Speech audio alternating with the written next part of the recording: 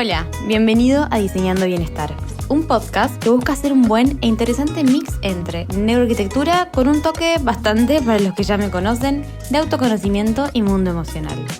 Mi nombre es Juli, arquitecta y apasionada por esos dos mundos.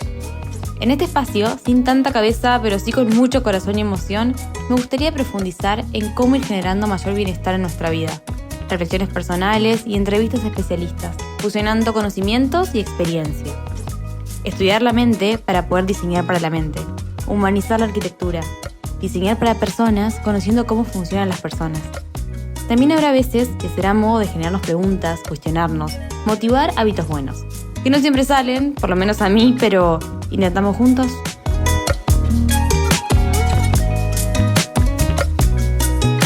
Bienvenidas a Diseñando Bienestar, este podcast en donde exploramos cómo la neurociencia, neuroarquitectura y el bienestar pueden transformar, ya saben, nuestra vida, nuestra profesión.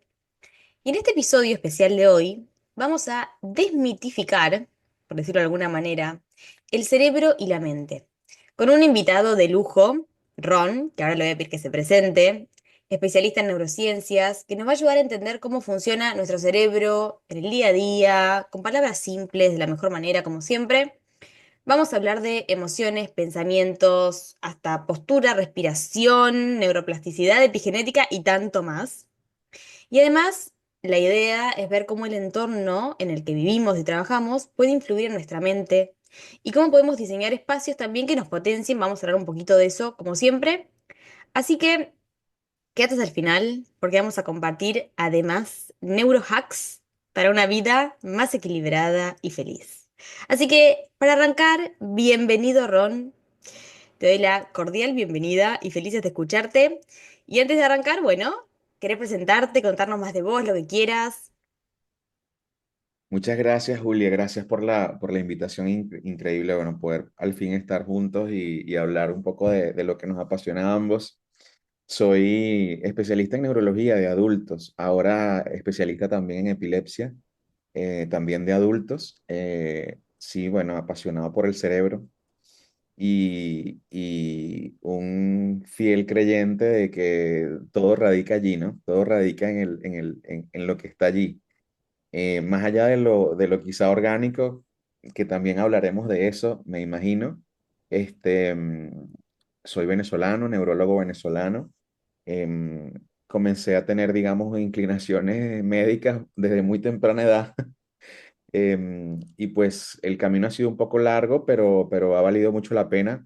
Creo que cuando uno lo ve en retrospectiva, después de que han pasado varios años, es que siente que todo ha sido por un fin, ¿no? Por un fin común. Conversando tras bastidores, dijiste algo que me quedó, y esto de unir comunidades, ¿no?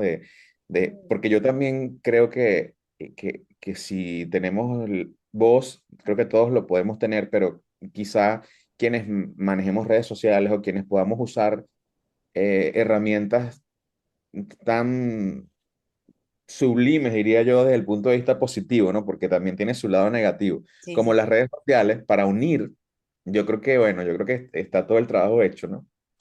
Pero interesadísimo en las neurociencias, por supuesto que esto de la neuroarquitectura me encanta, de hecho, no te lo dije, pero trabajé con un arquitecto en la construcción de mi consultorio, eso me faltó Mira, decir. Y era como analizar un poco lo que era el concepto de lo de Instagram, incluyendo el feed, o sea, los colores del feed, era como que quería, que se necesitaba transmitir en ese transmitir, consultorio. claro. Claro, ¿cuál era, cuál era la sensación que podría tener el paciente que, como ya muy bien sabes, no va del todo relajado a la consulta de neurología? Entonces, bueno, se me pasó ese pequeño dato que tuve la oportunidad hace 5 años de trabajar con un arquitecto, aunque aquí en Venezuela tal vez, y donde yo estuve, no está tan desarrollada la neuroarquitectura como un programa de formación, quizá no lo tengo bien claro, pero estoy casi seguro que no. Pero esta persona conectó con lo que yo necesitaba que el paciente sintiera. Entonces, el proceso fue increíble porque era Tal como que, bueno, cual. era como jugarlo sí, pero mucho mejor. O sea, era como, yo me involucré con terminología de arquitectura y él con terminología médica y me decía, bueno, pero esto ¿para qué lo quieres así? Yo le decía, bueno, porque aquí es donde yo voy a mostrar tal cosa. Interesante.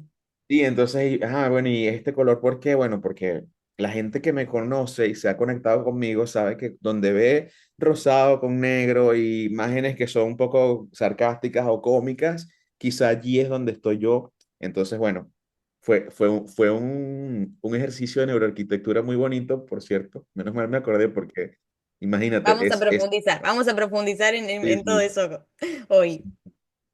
Bueno, y qué interesante esto que decías, justo también me quedo pensando esto de las comunidades, porque ya te imaginarás, los que nos están escuchando, todos vos, yo y todos los que estamos en este espacio ahora, resonamos con la misma mirada y nos interesa toda esta parte de sí, a ver, neurociencias, cuerpo, mente y cómo el espacio, vos fíjate que recién decías, sí, a ver, el paciente, mismo lo hablábamos antes, percibe mucho mejor, está más receptivo. Bueno, eso tiene que ver con el entorno y tiene que ver con entender primero, que acá entras vos en cuestión, cómo funcionamos. Así que yo ya estoy inspirada de preguntarte todo.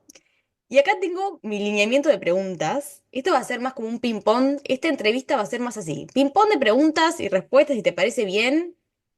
Y yo voy a ir arrancando. Con preguntas que seguramente el otro lado también les intriga como a mí. Vamos a ir primero a lo básico. Ron, ¿qué te parece? En breves claro. palabras. Yo te pido a ver, breves y simples palabras. ¿Qué es la mente? Es difícil, pero la mente es lo que somos, la mente, digamos, es nuestra esencia, pero no va sola. La mente primero que siempre que la gente menciona la palabra mente, digo, existe, esa es la palabra sencilla, pero la mente, Bien, digamos, es el conglomerado de lo que eres funcional, cognitiva, diría que emocionalmente, espiritualmente, porque bueno, esos constructos de lo que tú crees y de lo que tú eres, pues por supuesto que radican allí. Pero creo que la mente somos. Eso es el concepto de mente para mí. mm, me gustó mucho. Otra, en breves palabras, ¿qué es el cerebro y cómo se organiza? Si me lo tenés que explicar. Te lo voy a definir como yo lo defino a mi comunidad. El cerebro es el órgano más sensual que A existe. ver, ok. Son las curvas que importan, eh, pero por supuesto es el órgano que controla todas las funciones del organismo. Se organiza, tiene diferentes formas de organización desde el punto de vista desde cómo comenzaron a descubrir ciertas estructuras, filogenéticamente, etcétera. Pero creo que lo vamos a hablar un poquito más, creo que es la siguiente pregunta, lo que vamos a hablar del Sí, cerebro humano, pero su organización no es tan aislada.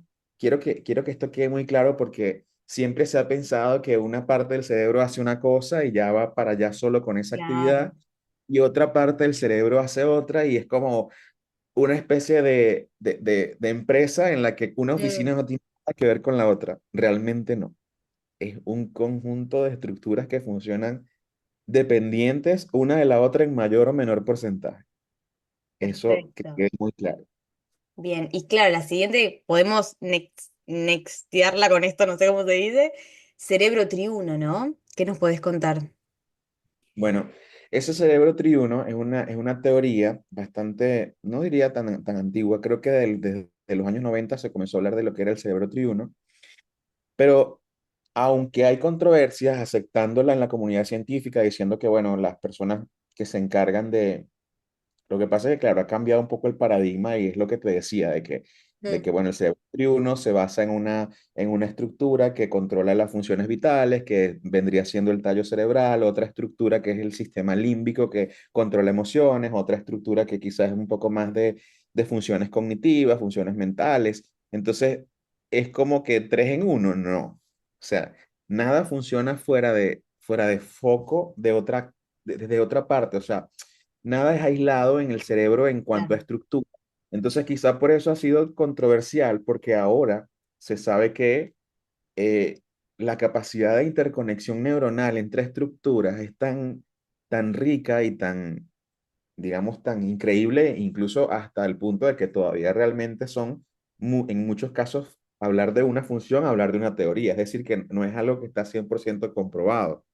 Entonces, quizá este cerebro triuno es desde lo más antiguo, empezaron a darse cuenta que quizá en el tallo era donde se ubicaba el centro de respirar, de tener control cardiovascular y bueno, ya lo más nuevo, no es que lo más nuevo en mi cerebro, sino lo más nuevo en cuanto a investigación y en cuanto a modelos animales, en cuanto a filogenética, ya viene siendo la parte cognitiva, el lóbulo frontal y otras estructuras, lo que son las funciones mentales superiores, pero realmente es como, digamos, cultura pop cerebral, porque tienes Bien. que saber que eso en algún momento se habló y que en algún momento, y muchas personas lo tienen acuñado aún, pero neurocientíficamente la visión es un poco más de integración. Quizá el concepto es un poco más integrativo y menos aislado porque tiende un poco a generar duda, porque si yo te explico el cerebro en tres partes, tú dirías, ah, pero no tiene tal vez que ver una parte Uno con con la la otra. otra, claro, no, no. Y en muchas enfermedades o fisiológicamente se sabe que todo es un conjunto de estructuras que funcionan tal vez no a la par, pero están conectadas. Tal cual, es que somos un todo, ¿no? Y eso es algo tan apasionante. Yo te digo, cada vez me apasiona más la relación entre, bueno, cuerpo, emociones. Como hay una idea que a mí me gusta mucho sentir, cerebro-corazón, diálogo 24/7, ¿no? Estamos 24/7 en un diálogo constante y es impresionante, ¿no? Cómo a través de nuestras emociones podemos cambiar hasta nuestra fisiología, podemos a través de la respiración, cómo cambia nuestro estado emocional, o a través, bueno, es apasionante. Y acá te pregunto a vos, si hablamos de cerebro y emociones, ya entrando en esta cuestión, ¿qué pasa en el cerebro cuando sentimos una emoción? Hay estructuras dentro del cerebro que son las llamadas estructuras subcorticales, donde, digamos, tenemos partes del cerebro que están por debajo de la corteza, en la profundidad de la sustancia blanca, que en conjunto, porque puede haber una estructura aquí y otra acá, pero en Mm, conjunto, el sistema límbico, ¿ok? Tienen interconexiones con estructuras cognitivas del lóbulo temporal que manejan mucho lo que es la memoria, el recuerdo de lo que es esa emoción. Recuerda que cuando comenzamos a vivir, cuando estamos ya digamos, de paquete, que estamos comenzando a experimentar emociones, por sí, supuesto que hay una activación de ese sistema límbico, de esas estructuras en la profundidad de la corteza, ¿ok? De acuerdo, obviamente de acuerdo a qué tan placentera o no sea la emoción, de acuerdo a qué sensaciones produzca la emoción, o si es algo positivo o negativo, de acuerdo a también los constructos de lo que me gusta y lo que no me gusta, o de lo que me asusta o lo que no me asusta, yo podré grabarla o podré, digamos, adherirla a mi sistema, adherirla a mi disco duro. Eso quedará guardado en el hipocampo, en estructuras de memoria mm, o no, como algo negativo o positivo, como algo, quizás suena un poco como muy radical decir bueno o malo, pero de acuerdo a lo que me haga sentir, por supuesto va a haber una activación del sistema autonómico, claro, un aumento de secreción de neurosustancias del placer, endorfinas, aumento de la frecuencia cardíaca, etcétera. El cerebro al principio, en los primeros años, toma las primeras emociones como experiencias, ¿ok? bien, Obviamente hay un sistema de recompensa que se activa también cuando la emoción genera placer, ¿ok? Hay una cantidad yo lo imagino siempre como un tsunami, una cascada neurobioquímica impresionante que es bastante compleja también de entender cuando uno realmente se mete a lo que es la parte química, pero digamos que te decía que al principio, cuando estamos de paquete, pues obviamente archivamos una cantidad de cosas, de emociones, de acuerdo también a nuestra cultura, nuestra religión, donde vivimos. Para todos las emociones no se eh, procesan de igual forma, ¿ok? Quizá a ti lo que y también forma parte de lo que vas adquiriendo a lo largo de tu vida. Quizás no para lo que a ti te emociona, tal vez a mí no. A mí claro, tal vez no me da nada ni negativo, ni positivo, ni malo, ni bueno, sino que sencillamente no me produce nada. Pero, por ejemplo, la música, que es algo universal, pues genera tantos cambios eh, desde el punto de vista del sistema límbico y de una cantidad de estructuras que es impresionante y es algo universal, porque a casi nadie, yo no conozco a nadie que me haya dicho que no le gusta la música, creo que hasta ahora no, pero ocurren muchos cambios y ya entonces cuando estás adulto, pues evidentemente hay como voy a sacar, bueno, ¿qué me trae esta emoción? Porque una de las cosas que más me apasiona de esto es que esa emoción ya de adulto, ya después que la has experimentado, que hay algo incluso relacionado a tu memoria, va justo a donde están guardados esos archivos y Claro, esa emoción te conecta con algo de memoria, te conecta con algo que tal vez te agrada, que tal vez te entristece, que te da melancolía, etcétera. Entonces, digamos que esa emoción pudiera ser como el despertamiento de algo guardado en tu memoria RAM, en tu chip, en tu sí, disquete. ¿Eh? Eso es una forma un poco a grosso modo de explicarlo, ¿no? Porque es bastante más complejo. bien, bien, pero me gusta. Mismo me acordaba de el premio Nobel, Susumu Tonegawa, ¿no? Que no sé si escuchaste esto, pero él descubre que cuando uno recuerda algo con mucha intensidad, ¿no? Y acá escucho tu mirada, pero cuando uno recuerda algo con mucha intensidad, esa emoción, que tan solo con el recuerdo, químicamente en nuestro cuerpo, ¿no? Pasa lo mismo que si, como si estuviese ocurriendo en la realidad. Entonces conecto con lo que decís de decir, claro, el recuerdo, la música, cualquier estímulo, o un recuerdo propiamente, ¿no? Los aromas, bueno, hay un montón para hablar que despiertan también ese, como que vos hablabas del hipocampo y todo lo que tenemos ahí, ese bagaje, esa memoria, y podemos a través también, ¿no? De la parte emocional, ir modificando nuestra química interna. ¿Qué opinas de eso? Así es. Sí, estoy totalmente de acuerdo. Quizá es como más o menos lo que uno pudiera decir de las corrientes psicoterapéuticas, que eso es otro tema, pero quizá como lo que ese feedback que puedes tener conscientemente, porque para eso hay que estar despierto, consciente, para Claro, eso tú sí. tienes que saber que, bueno, recordar algo positivo con tal intensidad, incluso no sé si a eso le añades estímulos sensoriales que fortifiquen un poco más la Sí. emoción. Bueno, yo puedo preparar o no sé, ir a comer un plato que me recuerda a tal persona o tal café o tal película, no sé, Y el cualquier cosa que entorno, tenga ahí te puedo sumar sensorial. información, cómo percibe el cerebro Claro, el entorno, y claro, ahí vamos cambiando. cómo lo percibes y estás prácticamente recreando esto, ¿no? Es muy Eh, por, interesante. por supuesto que esto te deja, bueno, en el momento, ¿no? Y te deja como es un poquito como que yéndonos al mindfulness, pero Sí. es como estar allí y bueno, quizás si estás estresado, si tienes ansiedad, si estás pasando un mal momento y estamos hablando solo de que voy a recrear algo que me genere bienestar, no voy a recrear algo que me genere malestar, evidentemente, ¿no? Por supuesto. Pero a medida que pasa el tiempo, quizás te vas adaptando y el aprendizaje ya va a ser un condicionamiento hacia cosas que te generen bienestar. Y por supuesto que esto impacta en el organismo, porque todo esto que dices de lo químico, no es un químico que solo te hace sentir bien, es un químico que baja la frecuencia cardíaca, es un químico que disminuye la presión arterial, es un Tal químico que cual. genera que tu endotelio esté saludable a largo plazo. Entonces, Es los salud. cambios es salud, realmente que tu respiración mejore la respiración, digamos que bueno, que todos estos cambios que ocurren en el estrés, pues por supuesto no, no te generen un daño orgánico, un daño físico. Sí. Wow, qué interesante, me encanta. Y hablando de estrés, que es una palabra que, no sé, en tu comunidad, hablando de comunidades, en mi comunidad resuena bastante porque, bueno, en la parte profesional, a todos, a todas nos pasa que llega el estrés. A ver, es algo que nos pasa a todos, pero también es algo que hay muchas herramientas para poder dominarlo y acompañarnos de una mejor manera, ¿no? El estrés va a estar siempre ahí, pero nosotros tenemos la posibilidad justamente y la oportunidad de manejarlo mejor o peor. Y acá estamos Claro. potenciándonos a hacerlo mejor. Pero acá te pregunto a vos, ¿qué sucede, sí, en simples palabras, qué sucede en nuestro cuerpo cuando estamos bajo el estrés, este sistemita que ya lo nombraste, el simpático, podríamos ver el cortisol ahí, o en un estado de calma? A nivel cuerpo, ¿qué pasa ahí adentro? Bueno, a nivel mente ya sabemos qué pasa.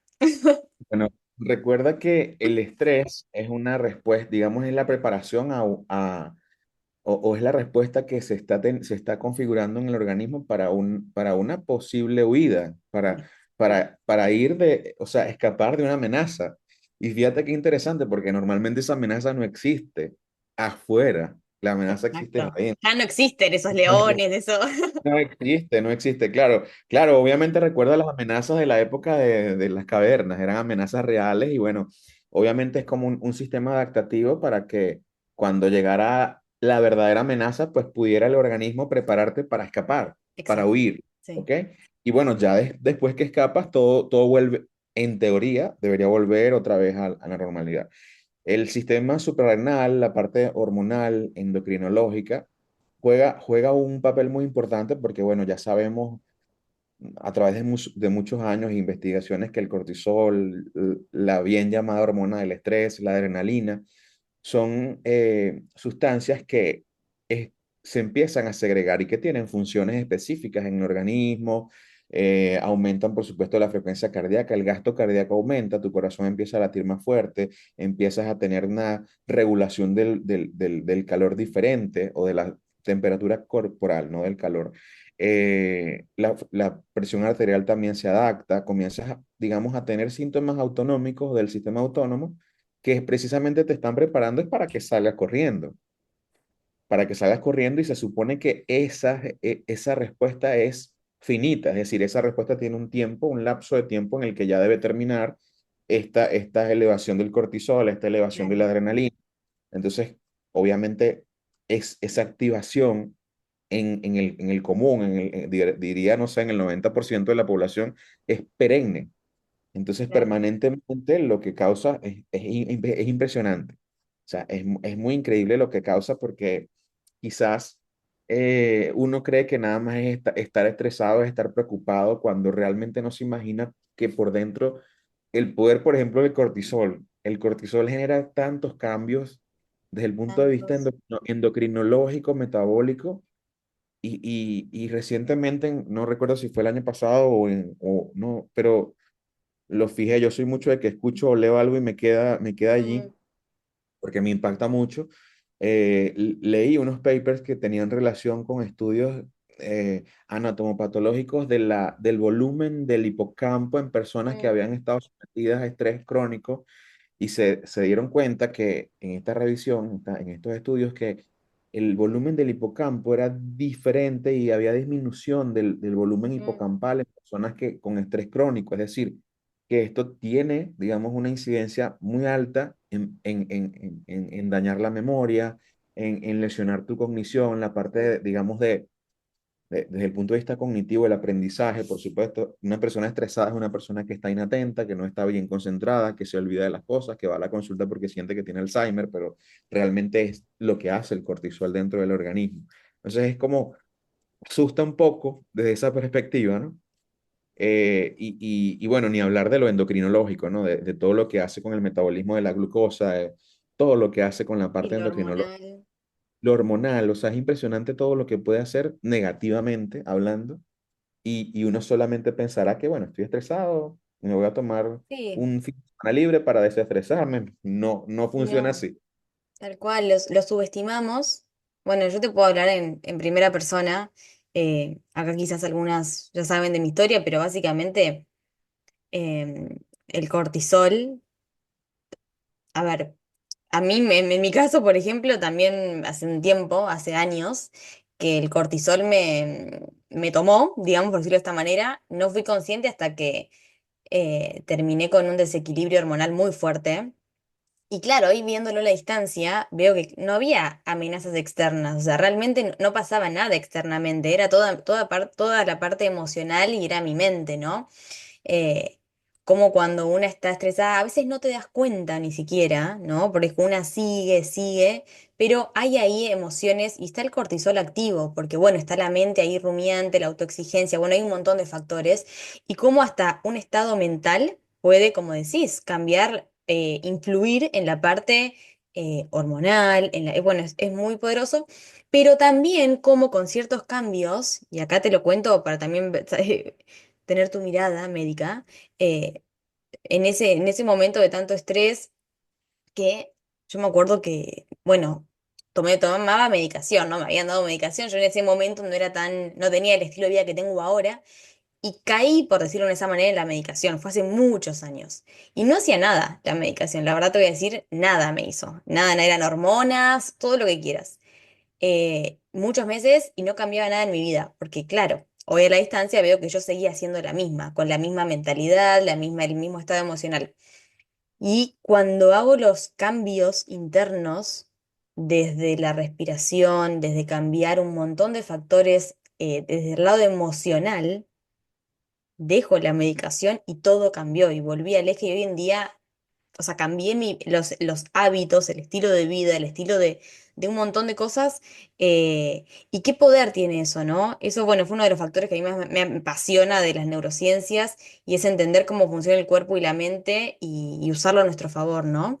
Porque tiene mucho Claro, que ver este diálogo que estamos hablando de cuerpo-mente. Y sí, no subestimarlo, ¿no? Porque tiene mucho, influye mucho en nuestra salud en general, ¿no? sin duda. Y lo que dices lo aplica, uno lo aplica a otros escenarios clínicos.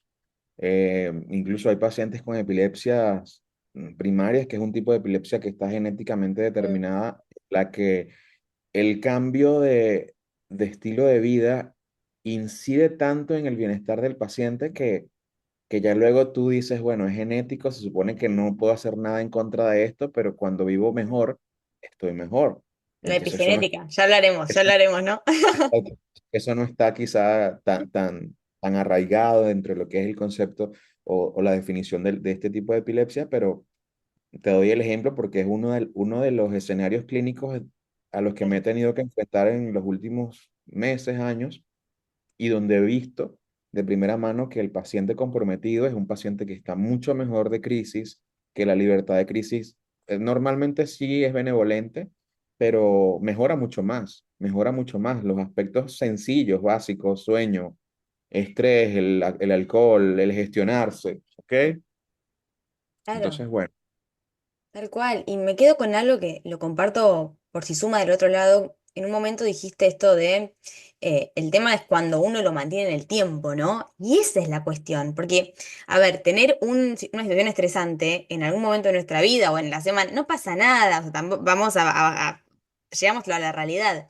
El tema está en cuando no tenemos las herramientas correctas y la gestión emocional correcta diaria para poder equilibrar eso. Yo creo que ahí está, o por lo menos en mi vida fue así decir, claro, el estrés seguirá llegando, la situación externa seguirá llegando, eso no lo podemos manejar.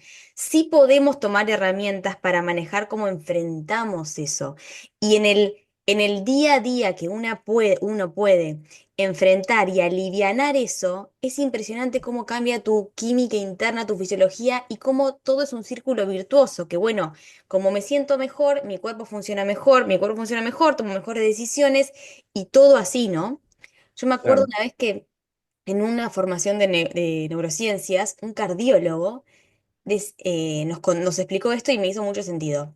Decía, claro, en la época de las cavernas, ¿qué era lo natural? ¿No? Venía el león, la tormenta, lo que fuese, el agente estresor, toda la dosis química para que la sangre, todo lo que vos explicaste perfectamente, pasaba. Entonces, la persona, ¿no? Corría, descargaba esa energía. Y eso es lo natural, claro, estresarte y después, frente al suceso, descargas la energía. ¿Por qué? Porque corriste, porque luchaste, porque lo que fuese. Hoy en día tenemos la misma dosis química, vos corregime, pero tenemos la misma dosis química y no descargamos, porque claro, no estamos peleando con el estrés o estamos, ¿no? Entonces él hasta nos decía, salgan a correr. No sé, descarga ese estrés, porque el tema es cuando uno lo mantiene, ¿no? sí, ¿Qué opinas de esa claro. idea? A mí me hizo como... Claro, bueno, pero si te das cuenta ¿qué debemos hacer cuando hay un intenso estrés en nuestra vida? Eso de drenar el estrés Mm, o la actividad física, el estar desconectado de ciertas cosas, tal vez no vamos en la rapidez física, pero quizás sí como que alivianamos un poco la carga, ¿no? Pero por supuesto que sí. El principio creo que es el mismo, ¿no? sí, sí, sí, sí. Y ahora, ya yendo más a neurociencia, ya nos estamos metiendo, viste, más a fondo. Me gusta a mí la parte de las conexiones neuronales, me parece, pero apasionante, como una emoción, un pensamiento, son conexiones neuronales, cómo podemos ir modificando esas conexiones, porque en definitiva el modificar a conciencia, toda esa parte que vamos a profundizar, después hace que de manera inconsciente vivamos mejor. Y ahora me voy a explicar a qué me refiero con esto. Pero para arrancar, quiero preguntarte cómo funciona sí, nuestro cerebro a nivel neuronal. Y para arrancar, la primera pregunta sería, ¿qué es una conexión neuronal?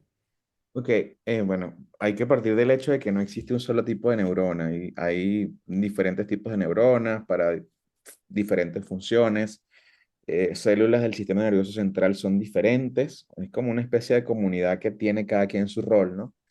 Pero las conexiones neuronales, por supuesto que son la base del todo, ¿no? Es una conexión, digamos, como que la unión del cuerpo de una neurona con una dendrita o con un axón, depende de cómo es la unión, porque difiere en cuanto a al aspecto quizá, sí, digamos que fisiológico, qué parte de una se une con otra, eso es otra clasificación, pero bueno, la conexión es la base de, digamos, de la función del cerebro, de la función del sistema nervioso. Sin conexión realmente no hay ningún tipo mm, de feedback creo que ese incluso Claro. es el principio de la vida, ¿no? De lo que debería ser la vida normalmente. La conexión, creo que neuronal, en simples palabras, es el meollo del asunto en la funcionalidad cerebral o del sistema nervioso. Porque no solo a nivel cerebral, también a nivel del sistema nervioso periférico, la conexión es la que, y una conexión sana, porque puede haber una conexión que no sea sana Claro, y, y esto me genera problemas. Entonces, es básicamente eso. me gusta. Y si hablamos de conexiones neuronales, si te pregunto cómo fortalecemos esas conexiones, porque acá entra el concepto tan lindo de la neuroplasticidad, ¿no? Que se está estudiando hoy en día, que podemos fortalecer y podemos generar nuevas conexiones que antes se pensaba que no.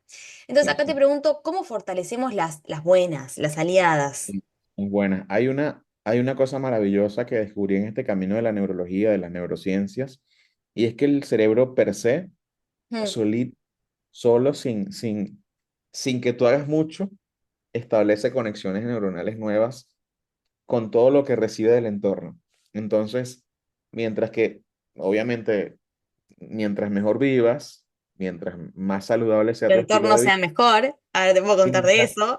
mientras tu entorno sea mejor, mientras los colores no sean tan terribles, no, mentira, no me meto en eso. Pero No, pero después si, vamos a profundizar porque es muy interesante esa parte. digamos que si hay salud física y hay buenos estímulos, por supuesto que estas conexiones son mejores, más fuertes, pero hay un proceso fisiológico que ocurre desde el nacimiento, incluso antes del Mm, nacimiento, que es inexorable, ¿no? Y se habla de que si tú arquitectónicamente, desde el punto de vista de la sí, arborización y todo lo que conlleva esto, no es sino hasta los 30 años aproximadamente, cuando ya quizá como que todo el proyecto está concluido desde el punto de vista de la citoarquitectura neuronal, ¿no? sí. Y bueno, eso es muy, muy curioso porque justamente es el lóbulo frontal el que aparentemente es el que termina de consolidarse a los 30 y es justamente el filtro el que nos da la capacidad de frenar ante situaciones y bueno, es como que la madurez comienza allí, ¿no? A los Y 30. y coincide con que muchos de nosotros a los 30 encontramos como que las respuestas, ¿no? Sí, tal Pero cual. sí, pero fíjate que sí, las conexiones normalmente se ve la neuroplasticidad beneficiada por el ejercicio, por la actividad física, por la lectura, el aprendizaje, pues obviamente situaciones que generen que no exista estrés oxidativo, que no exista Claro. inflamación, que no exista ninguna condición. Obviamente, estamos hablando de una persona saludable. Cuando tenemos alguna nox, alguna alteración de la estructura de la función, enfermedad neurológica, ya las conexiones son otra cosa, ya ahí la cuestión cambia un poco, ¿no? Pero yo diría que vivir mejor conecta más. Tal cual. Y en definitiva, esto que vos decías, cuando uno vive mejor, ¿no? Con ciertos hábitos y ciertos entornos, ¿no? Entornos en todo sentido, pero literalmente esto va cambiando nuestra estructura interna, ¿no? El sentido de decir, bueno, a ver, estoy en un lugar mejor, tengo mejores hábitos, mis conexiones, voy fortaleciendo las conexiones que quiero. em, Acá yo te puedo hablar del entorno porque es de lo que podemos profundizar, pero básicamente, claro, vos estás en un lugar o con personas o con hábitos que te van generando, sí, conexiones, podemos decirle elevadas, o no sé qué palabra podríamos usar, pero porque no hay positivas o negativas, me parece, ¿no? Pero decir, voy cambiando mi química interna en base a cómo me quiero sentir. Y ahí es Claro. cuando también tenemos nosotros el rol protagonista de elegir a conciencia eh, cómo queremos sentir, cómo queremos ser, porque en definitiva estas conexiones después se van fortaleciendo, ¿no? Y a medida que las fortalecemos, las buenas, las aliadas, después este cambio estructural interno hace que estén tan fortalecidas que pasen solas, ¿no? Esta idea Claro, de que después, claro, te arrancás a sentir bien todo el tiempo o arrancás a tener emociones más elevadas porque tu química interna está diseñada de esa manera, ¿no? Eso es lo tan interesante. sí, sí, claro que sí, totalmente de acuerdo. Y también esta idea, conectando con lo que es la mente, conexión mente-cuerpo, ¿no? Si te pregunto cómo nuestra postura, cómo lo corporal afecta a nuestras emociones. Hay una relación, bueno, sabemos que sí, pero ¿cuál es la relación? Yo diría que la relación tiene, digamos, como, claro, obviamente la estructura de lo que es el axis, la columna vertebral, em, y una postura inadecuada, pues lo que conlleva es a dolores, a tensión muscular, a que luego ya nuestra mente no está enfocada en nada positivo más que me duele la espalda, me duele la cabeza, me duele el occipital, etcétera. Eh, bueno, creo que esa degeneración postural que te lleva a enfermedad postural, valga la redundancia, pues afecta, por supuesto, directamente porque tal vez no es que te vas a morir, pero comienza ese paciente a venir a la consulta porque, bueno, mira, yo trabajo en la computadora todo el día y bueno, tengo dolor de cabeza. No tengo un tumor, pero sí ya está la columna cervical muy maltrecha o ya hay dolor.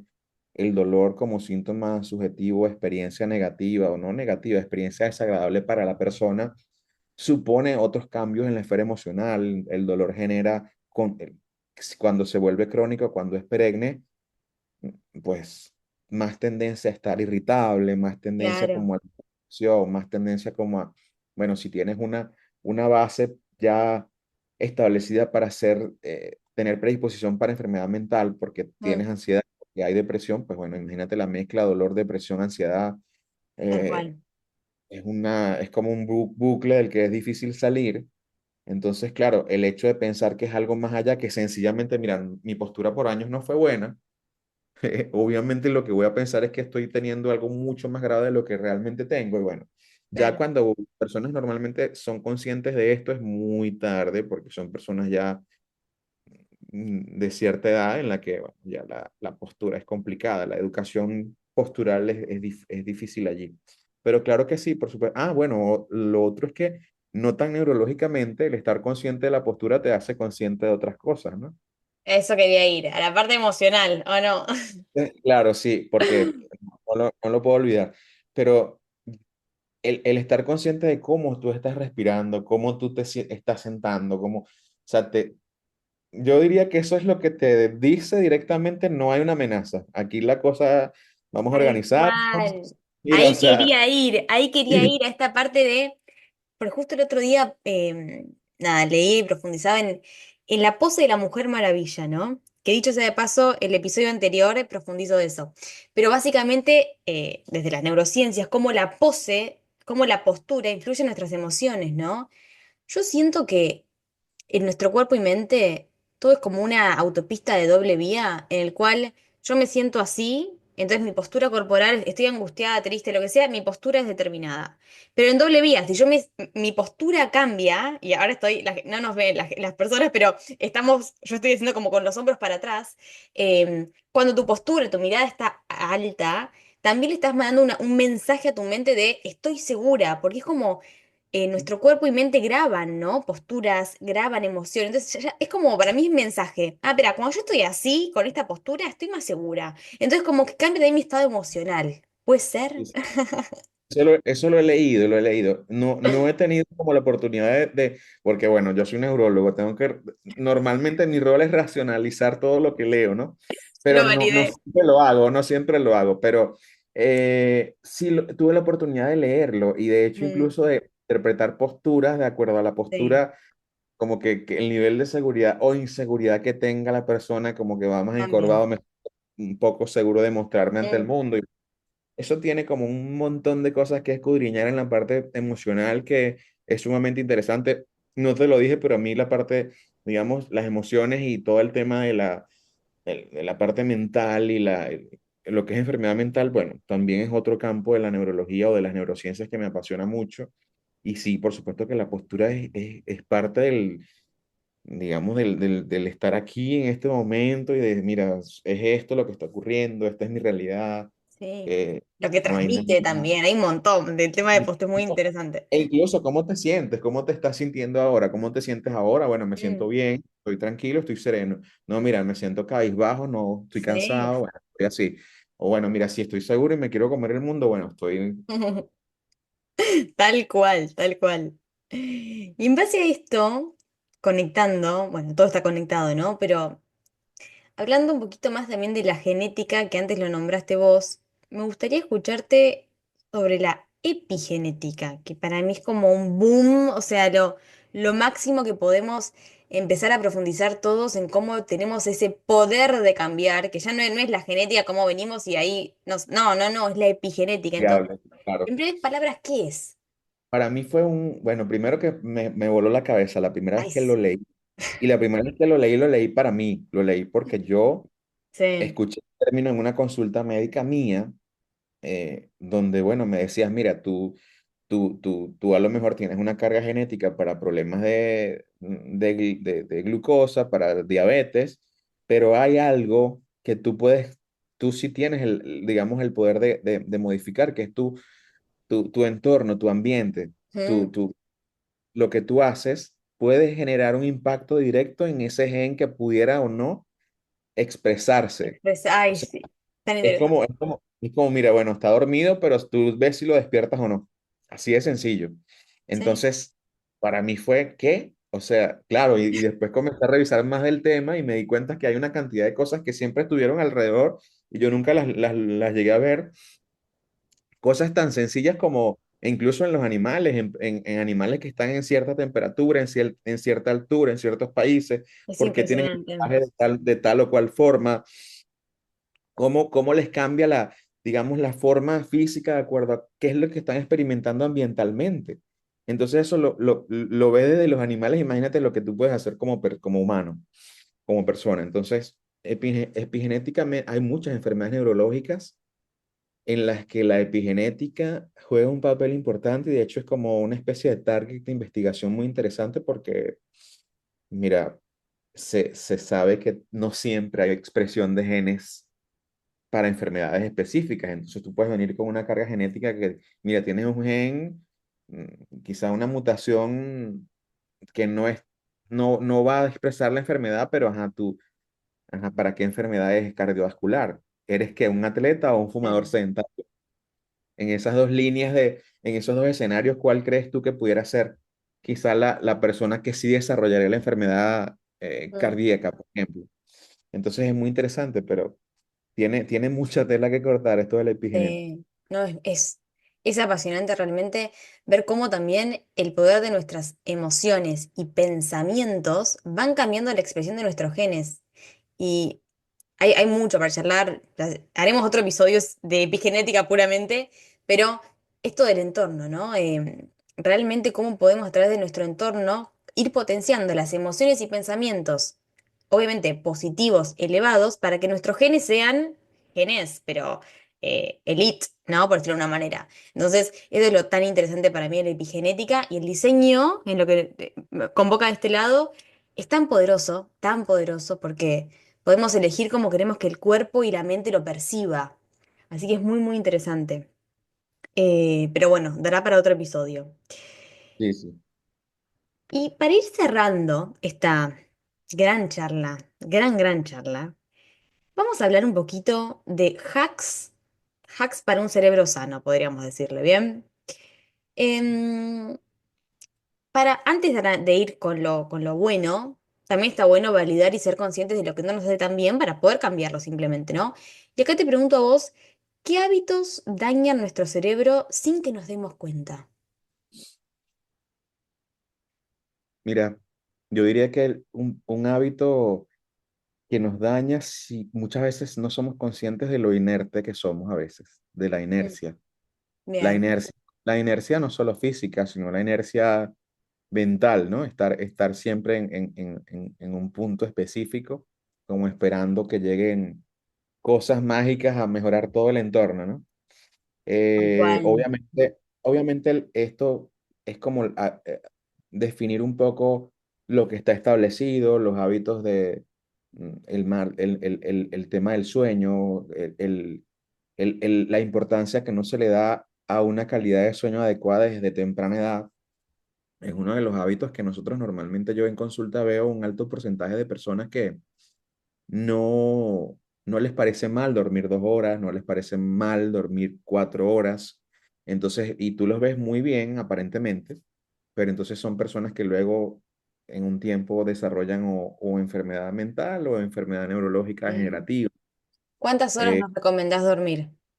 en el mayor porcentaje de edad, desde los, recuerdo que eran 5 años, son 8 a 9 horas continuas.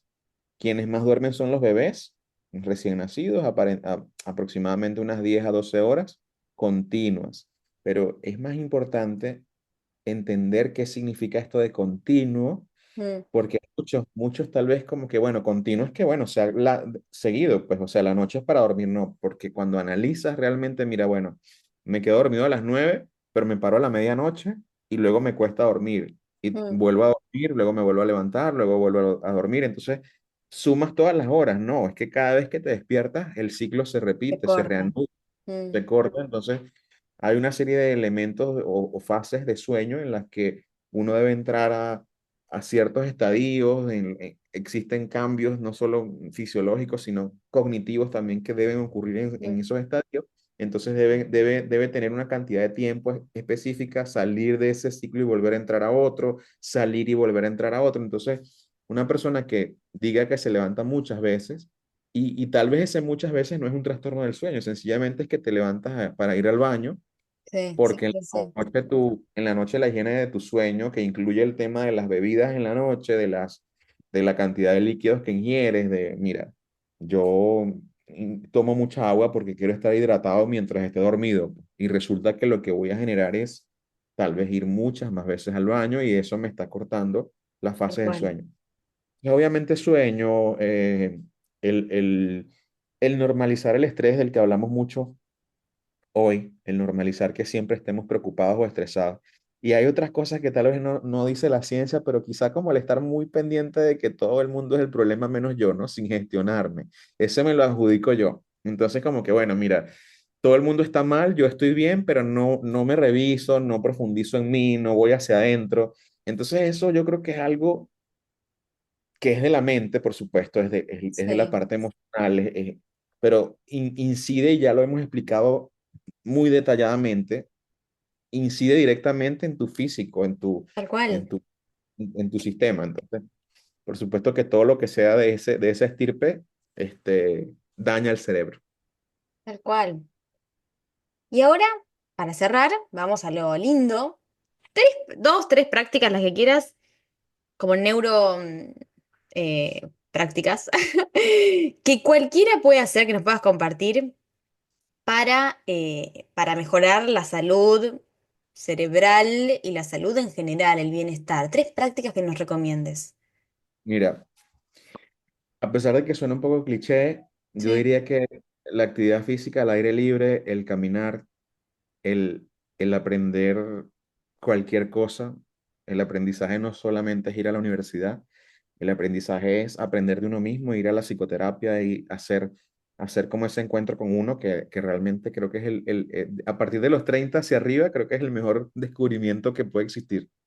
Eh, la alimentación es importante de acuerdo a los gustos y requerimientos de cada persona. Yo diría que sueño, actividad física y alimentación, a pesar de que siempre suena repetitivo, son pilares fundamentales porque cuando tú escudriñas cada elemento de estos que te estoy mencionando, tú vas a mirar alimentación, enfermedad metabólica, enfermedad metabólica, neuroinflamación, sueño, enfermedad neurodegenerativa, Alzheimer. O sea, si lo quieres, si quieres quitarle quizá el cliché de cada palabra, entonces di sí, sueño, bueno, si no duermo bien, puedo llegar a desarrollar una demencia.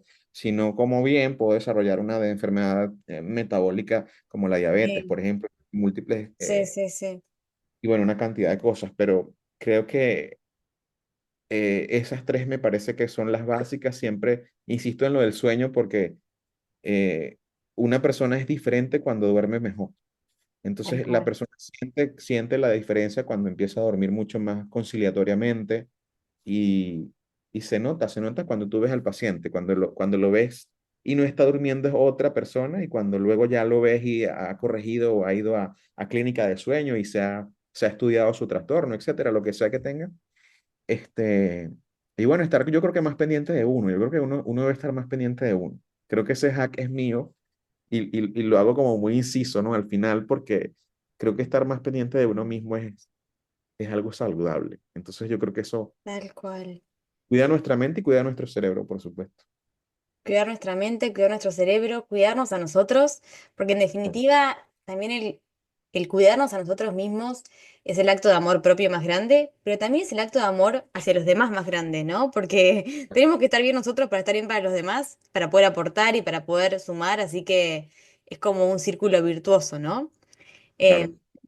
Así que, Ron, muchas gracias. Este episodio hermoso. Gracias realmente por enseñarnos, por compartirnos todo ese conocimiento y de manera tan simple y valiosa. Así que te agradezco de corazón por este espacio. Nos vamos inspirados, ¿no? De la parte de la epigenética, de la parte de cómo ser, al final lo decías, como protagonistas, de hacernos cargo de, bueno, que hay herramientas para sentirnos mejor, simples, al alcance de nuestras manos, eso es lo más lindo. Así que vamos por eso a mejorar nuestra calidad de vida, nuestra salud, nuestro cerebro. Y, y bueno, antes de cerrar, quiero pedirte, Ron, si querés contarnos en dónde encontrarte en las redes sociales. Igual voy a dejar en la descripción del episodio todos tus datos, pero bueno, puedes contar un poquito. Bueno, toda la información está en el Instagram, @el doctor Ron, ¿ok? Y bueno, yo creo que ahí está toda digamos, se direcciona si hay alguna consulta, si hay alguna... Yo soy mucho de responder los DMs, así que a Sí, veces no tan rápido como quisiera, pero sí, si hay alguna consulta, algo del tema que les parezca interesante o algo no relacionado al tema, pero que sea neurológico, pues por ahí voy a estar con mucho gusto para atenderles. muy bien. Voy a dejar todo en la descripción del episodio este. Así que a seguirlo, a seguirlo. Y yo para cerrar, dejo dicho, invito a a todas o todos que quieran formarse en neuroarquitectura, que hablamos un poquito en este episodio, neurociencias, los invito a ser parte de Diseñando Bienestar. Así que también voy a dejar la información en la descripción del episodio. Este programa mentoría de fusión de diseño, neuroarquitectura, neurociencias, al cual va a venir Ron a hablar ya, ¿no? Claro que sí. Espiritualidad y un poco de todo para formarnos como profesionales conscientes con esta mirada, reducir el estrés y tanto más. Así que, mega invitados, también voy a dejar la descripción. Y les mandamos un beso enorme, ¿no, Ron? Y nos vemos en el próximo episodio o charla. Sí, claro que sí, claro que sí. Nos vemos muy pronto para hablar de Exacto. temas interesantes. Más temas, hay tanto para hablar. Así que bueno, les Sí. mandamos un beso enorme a todos. Gracias por estar del otro lado y gracias por dejarnos entrar en su vida y compartir este momento. Así que bueno, chao, chao, nos vemos la próxima.